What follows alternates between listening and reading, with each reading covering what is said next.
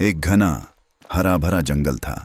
वहां शेर, हिरन, खरगोश, लोमड़ी, बंदर, गाय, भालू और असंख्य रंग बिरंगे पक्षी प्रेम से रहते थे। जंगल के बीचों बीच एक सुंदर स्वच्छ तालाब था। वही तालाब सभी जानवरों के जीवन का आधार था। सुबह की पहली किरण के साथ सब वहां पानी पीने आते, खेलते और हंसी खुशी दिन बिताते। लेकिन एक रात कुछ अजीब हुआ। आकाश में अचानक एक तेज चमक दिखाई दी, मानो आग का कोई गोला टूटकर धरती की ओर आ रहा हो। देखते ही देखते वह रहस्यमयी वस्तु सीधा तालाब में आ गिरी।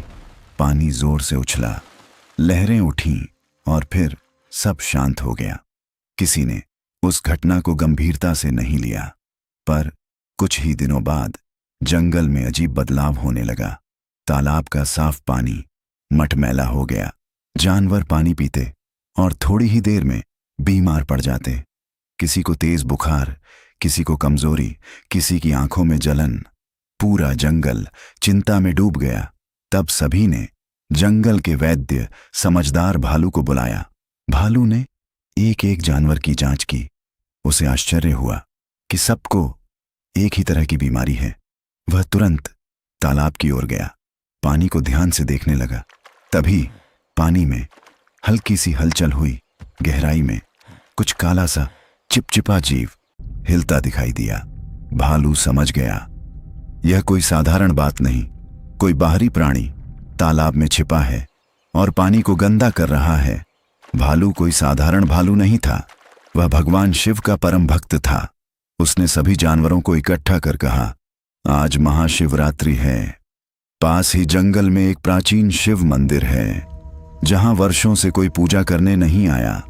यदि हम सब मिलकर सच्चे मन से भोलेनाथ से प्रार्थना करें तो वे अवश्य हमारी रक्षा करेंगे।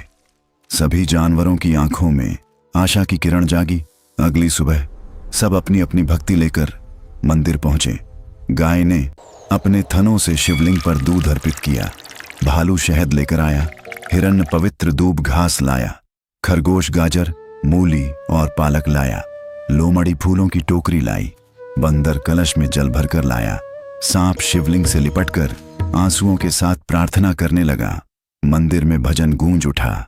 वातावरण पवित्र और दिव्य हो गया। अचानक मंदिर के भीतर तेज प्रकाश फैल गया। डमरू की ध्वनि सुनाई दी और उसी प्रकाश के मध्य भगवान शिव प्रकट हुए। त्रिशूल हाथ में, जटाओं से गंगा प्रवाहित, मुख पर करुणा। सभी जानवर भाव विभोर होकर झुक गए।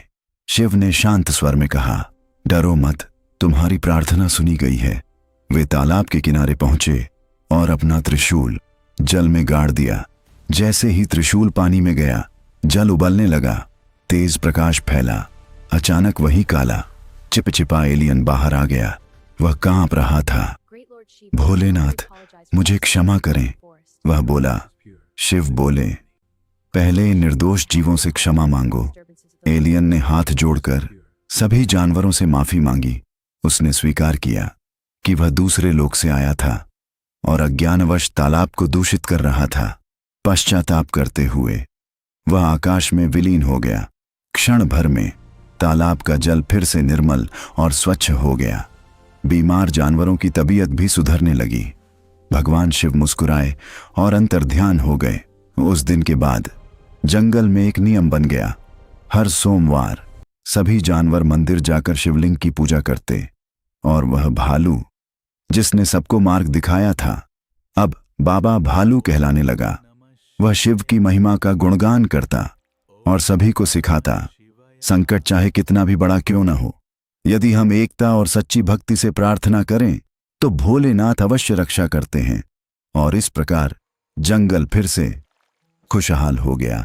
जय भोलेनाथ।